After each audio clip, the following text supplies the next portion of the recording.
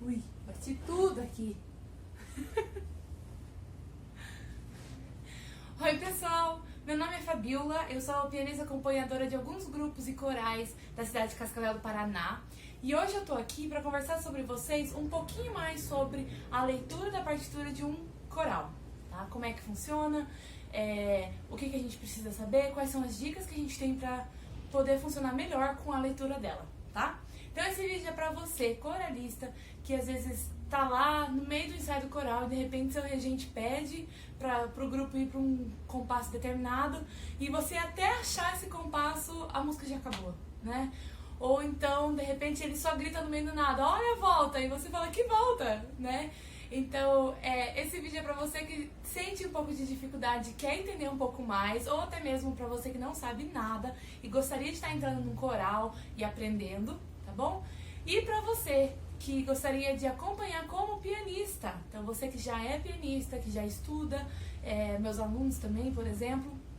Então, para você que gostaria de saber um pouquinho mais como que é o trabalho do pianista acompanhador e como que a gente pode entender esse mundo da partitura de canto coral, eu aconselho vocês a assistirem o vídeo, então, e virem comigo até o final, tá bom? Vamos lá!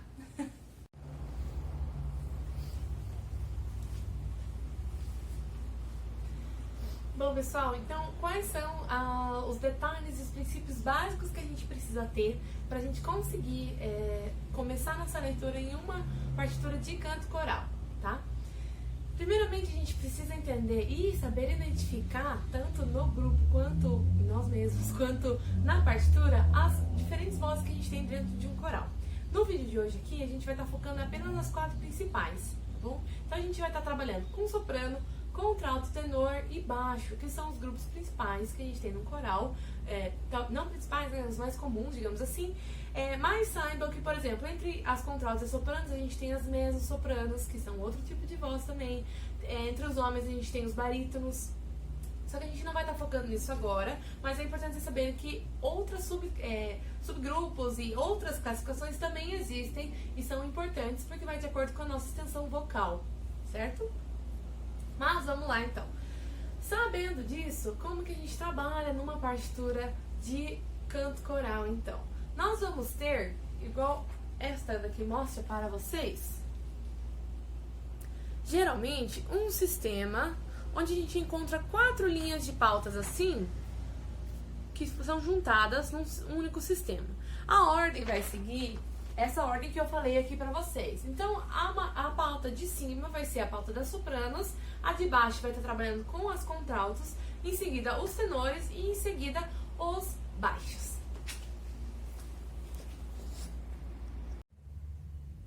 Alguns exemplos de partitura, então, que nós vamos achar no canto coral. Esse exemplo que eu tô mostrando aqui pra vocês é o exemplo mais comum que a gente vai se deparar, aonde a gente tem, por exemplo, na música aqui do Anunciação, nessa partitura, o sistema normal que eu tava explicando ali pra vocês, de 4 pautas, começando pela ordem soprano, contralto, tenor e baixo, certo? Essa vai ser a estrutura mais normal e mais comum que a gente vai achar. Uma dica que eu dou pra vocês. Você tem dificuldade de localizar a sua leitura, por exemplo, contralto, né? A gente começa aqui, contralto, linha do contralto, blá, blá, blá, blá, blá. Depois a gente vai pra onde? A gente vai pra cá, igual um livro? A gente vai descer, normal? Não, o que vai significar? É como se isso aqui fossem linhas do mesmo livro. Então, se a gente começou ali, aqui na linha de contralto, a gente vai cantar novamente logo aqui embaixo.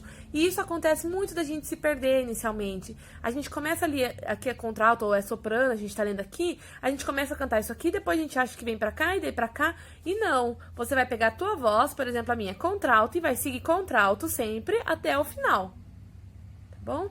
Marca com marca-texto, pinta, faz alguma marcação para você lembrar que você vai deste para este contralto, para depois esse, porque todo mundo vai estar lendo a mesma coisa ao mesmo tempo, só que em vozes diferentes. Outro exemplo que a gente tem é quando aparece já não mais em 4 sisteminhas assim, né, num sistema único com 4 pautas, e sim num sistema que se parece muito com a leitura de piano, então hinos binários, eles são muito escritos desse estilo também.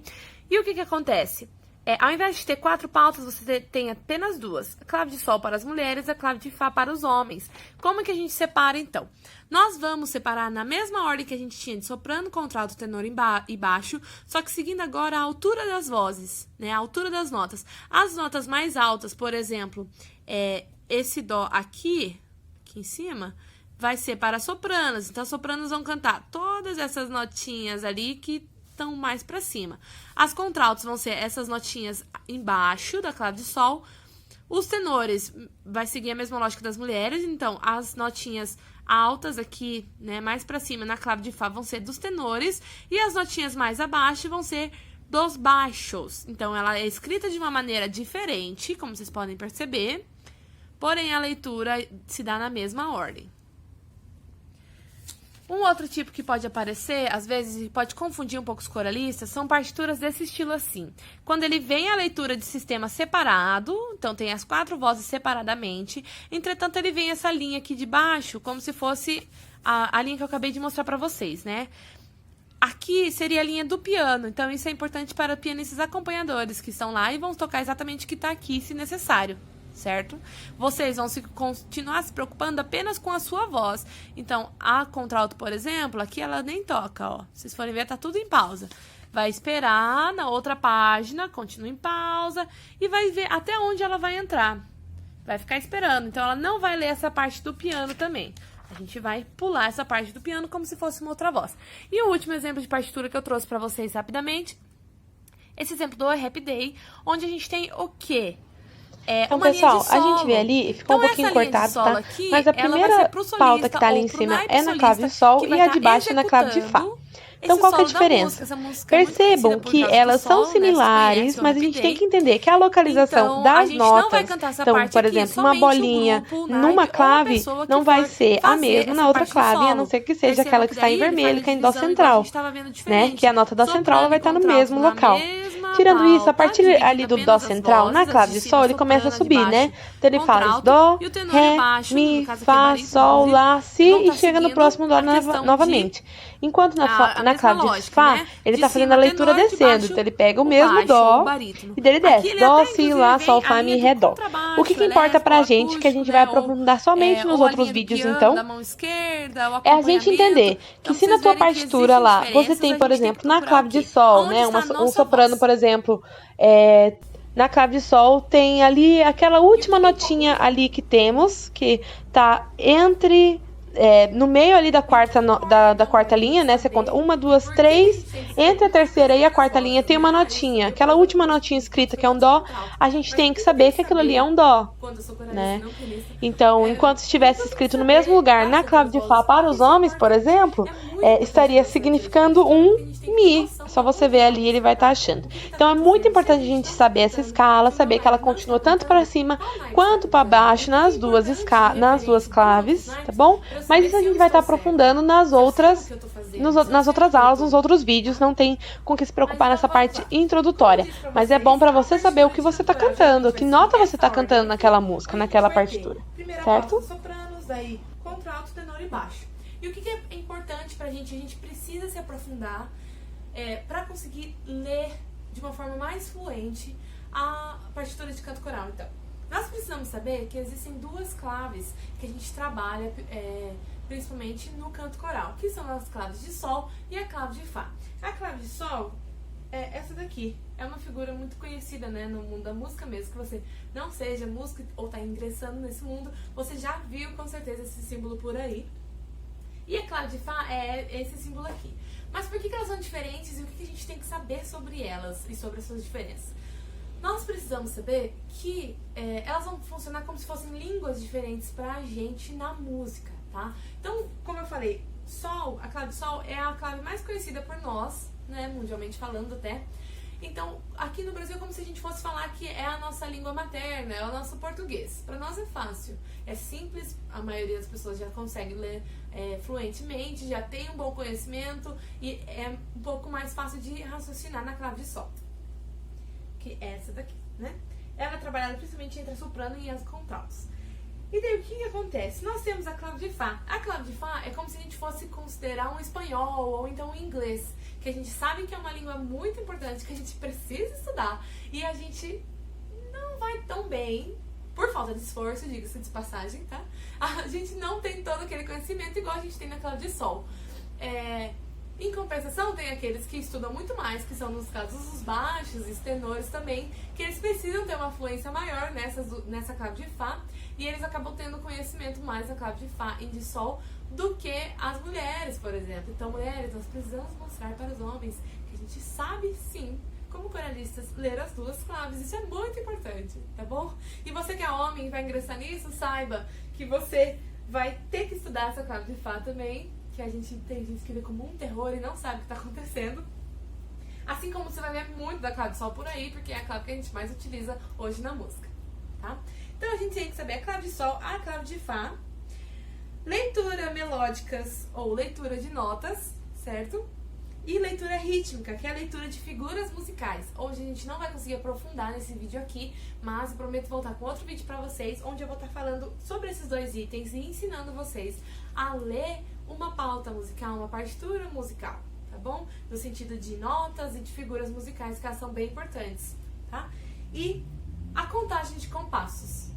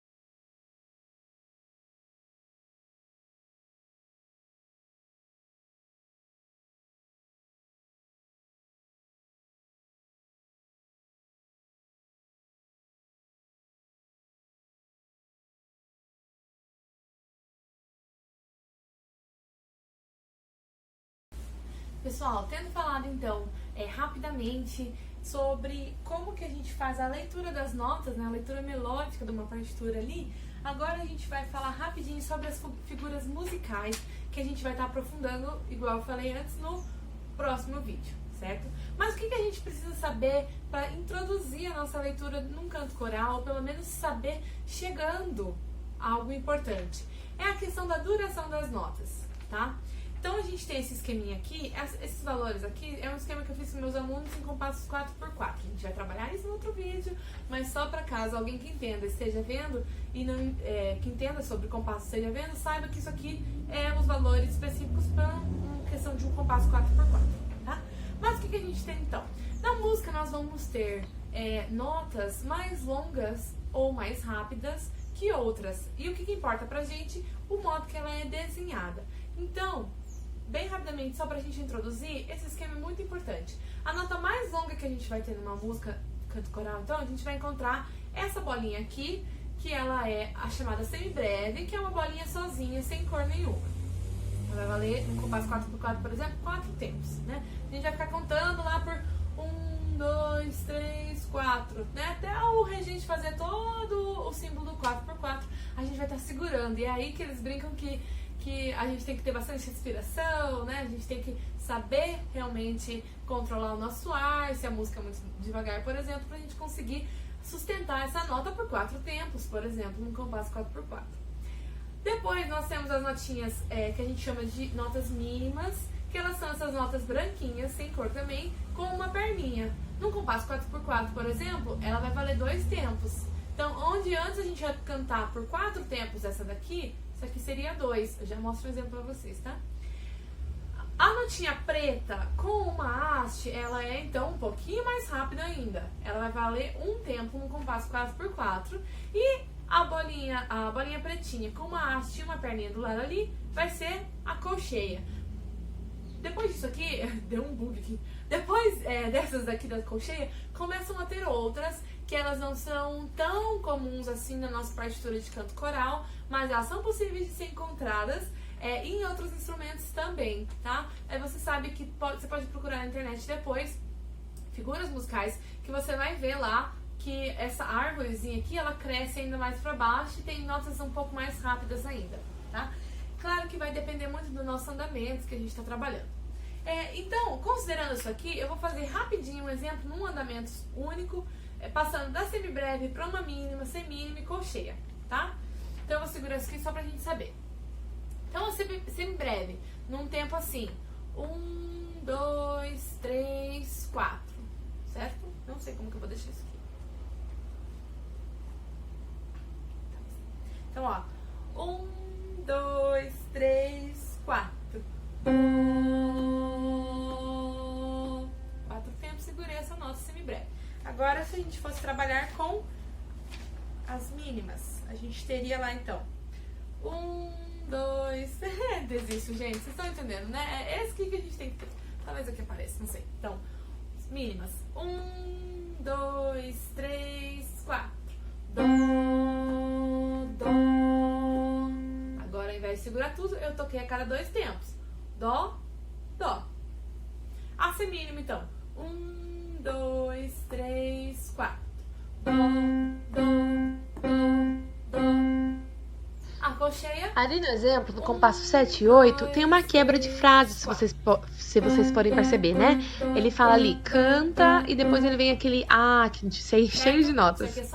A frase está quebrada no meio. Então, o que acontece? O regente dificilmente falaria para pegar do início do compasso 8. Ficaria muito difícil para os coralistas. Então, ele vai falar o quê? Ao invés de falar, pessoal, todo mundo do compasso 8, ele vai falar, pessoal, todo mundo levar do compasso 7. Então, vocês vão pegar ali, você já entenderia que seria daquele inicinho da frase e não do compasso 7 ou do compasso 8, e sim da onde inicia aquela frase, certo?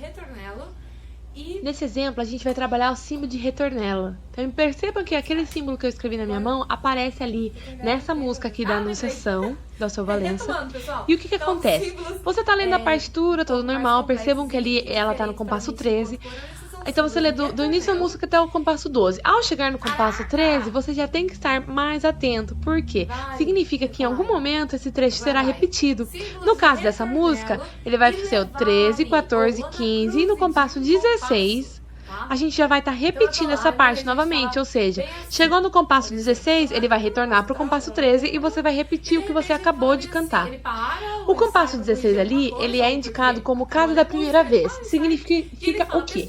Que a primeira vez que você chega nesse compasso 16, ali no final, quando ele termina, perto do símbolo do retornelo novamente, que tem a marcação da casinha de primeira vez ali, você vai repetir desde o compasso 13, mas já que não é mais a primeira vez, a repetição já é a segunda vez que você está cantando isso, você vai pular esse compasso. Então você vai cantar, a primeira vez você vai cantar o compasso 13, 14, 15 e o 16, que é a casa de primeira vez. Vai retornar para o compasso 13, vai cantar 13, 14 e o 15. Chegou no 15, ao invés de você cantar aquele compasso 16 ali, que é a casa de primeira vez, você vai pular para aquele compasso que está logo em seguida ali do retornelo, que é o compasso, seria o compasso 17 ali no caso, né, em exemplos de número. Então você pularia a segunda vez, você pularia esse compasso 16, que é tido como casa de primeira vez, certo? Para isso que é importante a gente ter noção e saber entender o que significa o retornelo, que não é apenas o retorno,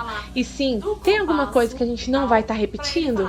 Aparece ali uma casa de primeira vez ou outras casas? Precisamos tomar um cuidado com essa parte principalmente. No início dele vai começar dali. Provavelmente vai ter uma frase ali começando, né, pra vocês cantarem.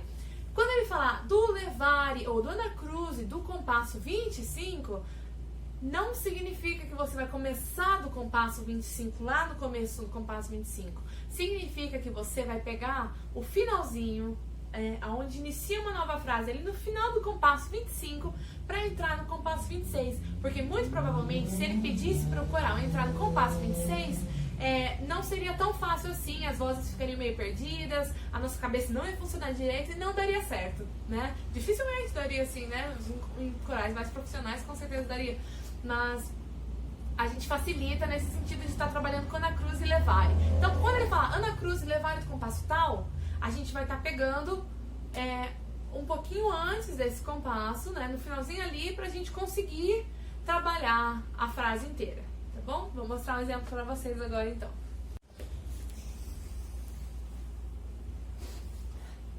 E daí, o outro símbolo que eu comentei, então, é o símbolo de retornelo.